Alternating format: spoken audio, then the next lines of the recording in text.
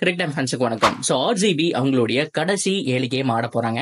So இப்போதைக்கு point டேபிள்ல கடைசி பிளேஸ்ல இருக்காங்கன்னு சொன்னோம். ஸோ இங்கிருந்து கண்டிப்பா குவாலிஃபையே ஆக முடியாது அப்படிங்கறத நம்மளால சொல்ல முடியாது. ஸோ கண்டிப்பா எவ்ரி மேட்சஸ் வின் பண்ணும்போது குவாலிஃபை ஆக முடியும். அட்லீஸ்ட் அதுல 6 வின் பண்ணா கூட அவங்களுக்கு சான்ஸ் அப்படிங்கிறது ஹைலி பாசிபிள் 7 வின்னோட. ஆனா வின் பண்ணணுமே அப்படிங்கறத மிகப்பெரிய விஷயம். இது எல்லாமே ஒரு பக்கம் இருக்கும்போது அடுத்த 7 கேம் யார் யார் கூட இருக்கு, ஸோ எப்பப்ப இருக்கு, ஸோ கண்டிப்பா வின் பண்ண முடியுமா, குவாலிஃபை அப்படிங்கிறது சாத்தியமா அப்படிங்கறது எல்லாத்தையும் கம்ப்ளீட்டா இந்த வீடியோல பார்த்து தெரிஞ்சுக்கலாம். அதுக்கு முன்னாடி ஃபர்ஸ்ட் டைம் சேனலுக்கு வரீங்கன்னா மறக்காம சப்ஸ்கிரைப் பண்ணி சப்போர்ட் பண்ணுங்க. அப்பதான் அப்டேட் எல்லாமே டக்கு வந்து சேரும். சரி வாங்க வீடியோக்குள்ள போலாம். ஸோ ஆர்சிபி பொறுத்த வரைக்கும் முதல் 7 மேட்ச் ஃபர்ஸ்ட் ஆஃப் அப்படிங்கிறது செமையா போகலைங்க. ஸோ சிஎஸ்கே கூட ஃபர்ஸ்ட் லாஸ், அதுக்கப்புறம் பார்த்தோம் அப்படின்னா செகண்ட் மேட்ச் வின் பண்ணாங்க. அப்பாடா ஆர்சிபி ஃபார்முக்கு வந்துட்டாங்கன்னு எக்ஸ்பெக்ட் பண்ணிட்டு இருக்கும்போது லைனா லாஸ் தான். ஸோ எங்க என்ன நடந்துச்சுன்னு சொல்ல முடியல. ஸோ எவ்ரி மேட்ச் பார்த்தோம் அப்படின்னா பேட்டிங் யூனிட் ஓரளவுக்கு செமையாவே இருந்துட்டு இருக்கு. ஸோ எவ்ரி மேட்ச் 150 பிளஸுக்கு மேல அடிக்கிறாங்க. 180 அசால்ட்டா டச் பண்றாங்க. யாராவது ஒருத்தர் நாலு இந்த டோட்டல் வந்துடுது. அப்படி இருக்கும் போதும் ஆர்சிபினால வின் பண்ண முடியல. காரணம் பவுலிங் யூனிட் ரொம்ப ரொம்ப முக்கியம். இது எல்லாமே அரசமாவு தான். பட் இருந்தாலும் இப்போதைக்கு மேக்ஸ்வெல் வெளியில போயிருக்காரு. ஸோ வில் ஜாக்ஸ் உள்ள வந்திருக்காரு. ஸோ அப்படி பார்க்கும்போது கேமரன் கிரீன், வில் ஜாக்ஸ், அது மட்டும் இல்லாம Faf to Blessy and Ferguson, இந்த 4 பேர் தான் அடுத்த 7 மேட்ச்ல ஆட போறாங்க அப்படிங்கறதுல மாற்றமே கிடையாது. இன்கேஸ் கேமரன் கிரீனுக்கு ஏதாவது பிரச்சனை அப்படிங்கிற பட்சத்துல டாம் கரன் உள்ள வரக்கான சான்ஸ் அப்படிங்கிறது ஹைலி பாசிபிள். ஓகேவா?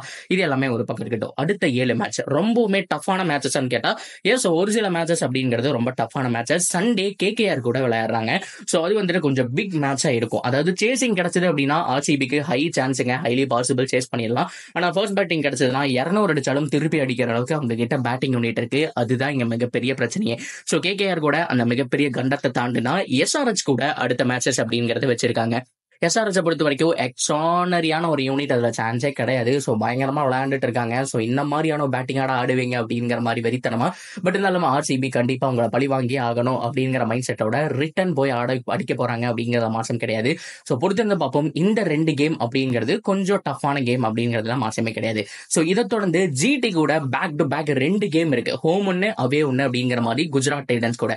இப்போ ஆர்சிபி ஸ்கோர் பண்ணக்கூடிய இடம் அப்படிங்கிறது ஜிடி தான். ஜிடி பார்த்தா அவ்வளவு பெரிய டீமா தெரியுது. சோ கண்டிப்பா கிடையாது. மிடில் ஆர்டர்ல பயங்கரமான ஓட்ட, பவுலிங்ல முகமது ஷமி இல்ல.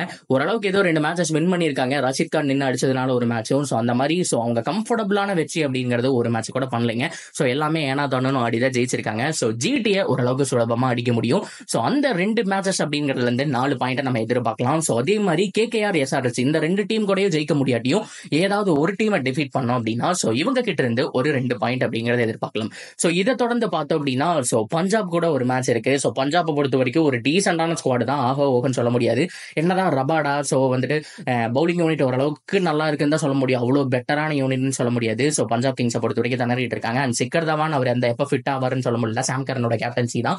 பட் இருந்தாலும் அவங்களுடைய மிடில் ஆர்டர்ல அந்த ஆசுதோஸ், அது மட்டும் இல்லாம அந்த சசாங் சிங், அவங்க 2 பேருமே நல்லா பண்ணிட்டு இருக்காங்க. அவங்களுடைய யங்ஸ்டர்ஸ் உடைய விக்கெட் ரொம்ப ரொம்ப முக்கியம். சோ அதை தாண்டி ஓபனரை தூக்குனீங்கன்னா டீம் ஓவருங்க. சோ இந்த மாதிரி தான். சோ பஞ்சாப் கூடயும் அவங்க ஸ்கோர் பண்றதுக்கான சான்ஸ் அப்படிங்கிறது ஹைலி பாசிபிள். சோ ஆர்சிபியோட சோ இந்த ஒரு மேட்சஸ் அப்படிங்கிறது இப்படிதான் போயிட்டு இருக்கு. அடுத்தது டெல்லி கேபிட்டல்ஸ் இப்ப நல்லா புஷ் பண்ணிட்டு இருக்காங்க. சோ எக்ஸ்ட்ரானரி பேட்டிங் யூனிட்டா தெரியாங்க. பவுலிங் கொஞ்சம் டீசெண்டா போடுறாங்க. இசான் சர்மா நிறைய ஸ்லோவர் பால்ஸ் போடுறாரு.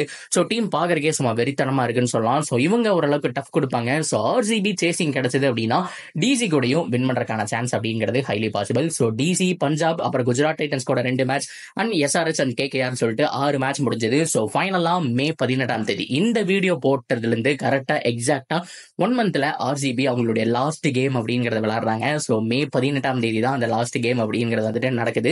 எகைன்ஸ்ட் சிஎஸ்கே அண்ட் சின்னசுவாமியில நடக்குது. அதுதான் வந்துட்டு ரொம்ப குரூசியலான கேம். சோ சிஎஸ்கே பொறுத்த வரைக்கும் ஓரளவுக்கு டஃப் கொடுப்பாங்க. சோ ஜெயிக்கிறதுக்கும் வாய்ப்பு இருக்கு அண்ட் தோக்கறதுக்கும் வாய்ப்பு இருக்கு. சோ அவங்களை பொறுத்த வரைக்கும் ஏர்லி மேட்ச் இது கொஞ்சம் எல்லாமே ஈஸியா இருக்கிற மாதிரி தான் தெரியுது. சோ ஃபர்ஸ்ட் கேகேஆர், எஸ்ஆர்எஸ் தான் வந்துட்டு டஃப். அதுக்கப்புறம் வந்துட்டு ஜிடி கூட 2 matches and Punjab and DC ஓரளவுக்கு ஈஸியா இருப்பாங்க. அதை தொடர்ந்து சிஎஸ்கே டஃபா இருப்பாங்க. சோ இதுதான் ஆர்சிபியோட அடுத்த 7 மேட்சஸ் அப்படிங்கறத நான் ரெஜிஸ்டர் பண்ணிக்கிறேன்.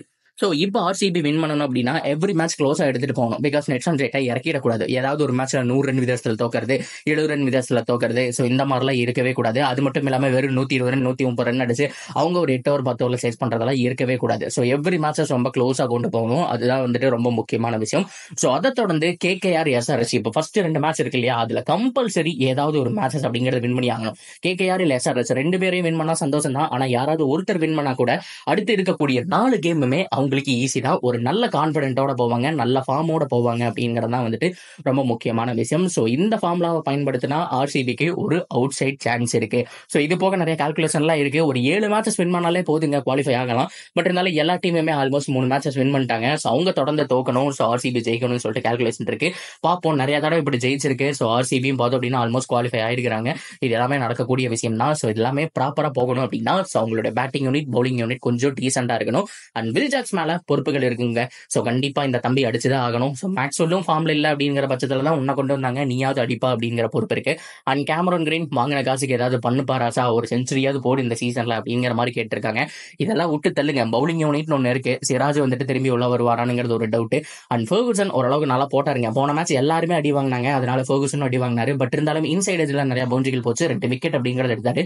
ஸோ ஃபர்கூசன் பொறுத்த வரைக்கும் செம்ம ஃபார்ம்ல இருக்காரு. ஸோ அவருடைய பவுலிங்ல இருந்து கிட்டத்தட்ட ஒரு 3 விக்கெட் வந்தது அப்படிங்கிற பட்சத்துல ஆர்சிபி கம்ஃபர்டபுளா ஜெயிக்கிறதுக்கான சான்ஸ் இருக்கு. ஸோ இதெல்லாமே நடக்குமா அப்படிங்கிறத பொறுத்திருந்து பார்க்கலாம். ஸோ அடுத்த 7 கேமை பத்தி என்ன நினைக்கிறீங்க? ஸோ எவ்வளவு மேட்சஸ் வின் பண்றதுக்கான சான்ஸ் இருக்கு, குவாலிஃபை ஆவாங்களா மாட்டாங்களா அப்படிங்கிறதையும் தாராளமா கமெண்ட் செக்ஷன்ல சொல்லுங்க. ஸோ நீங்க ஒரு டயர்ட் ஆர்சிபி ஃபேனா இருந்தீங்கன்னா சப்ஸ்கிரைப் பண்ணிட்டு ரெட் கலர் ஹார்ட்டை கமெண்ட் செக்ஷன்ல போடுங்க.